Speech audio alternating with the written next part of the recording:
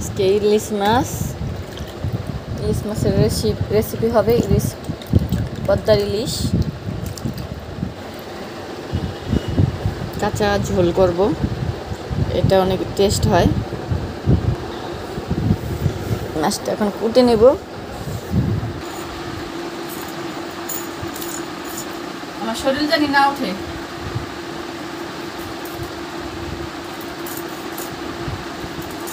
মাছ দেখাই এদিকে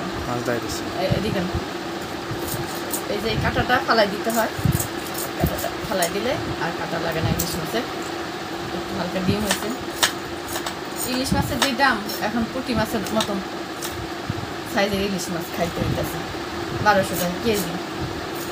এই ছোটো ছোটো মাছ বলে 1200 টাকা কেজি। যদি 5 কেজি আনতে পারছি 1000 টাকা দিয়া, 900 টাকা দিয়া।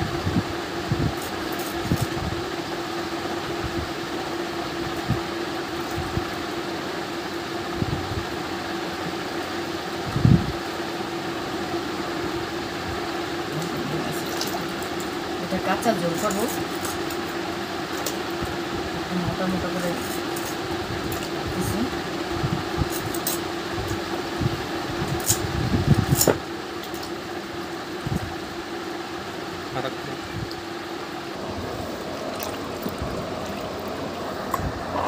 একটা পিস নিলাম।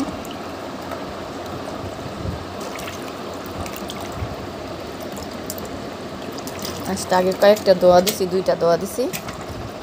এখন একটা, কেন ইলিশ মাছ আর গরুর গোশ এটি 3 দোয়া দিলেই ভালো। এই মাছ হইলে সাগরের, কোনো ময়লা নাই। পেঁয়াজ বাটা দিয়ে রান্না করব।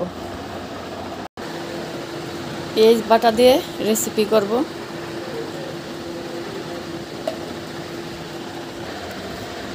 এই হইলো আমার ইলিশ মাছ, কাটা ধোয়া পরিষ্কার হয়েছে।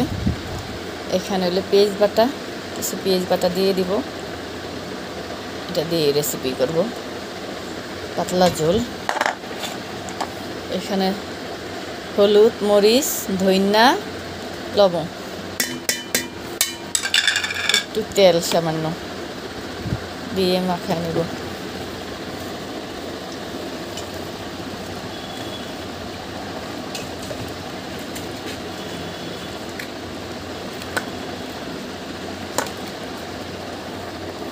আমার এখানে হলদি মরিচের পানি ছিল, আদা রসুনের পেঁয়াজ বাটা দিছি, ওই বাটার পানি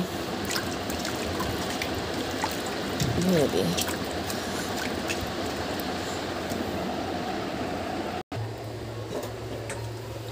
গ্যাস কি নাই নাকি? হ্যাঁ রে, গ্যাস নাই। যে গ্যাস কারেন্টের চুলায় বসাই দিই। এই চুলায় রাঁধতে দেরি হবে। ক্ষুধা লাগছে, ভাত খাবো, দুপুরে খাই নেই।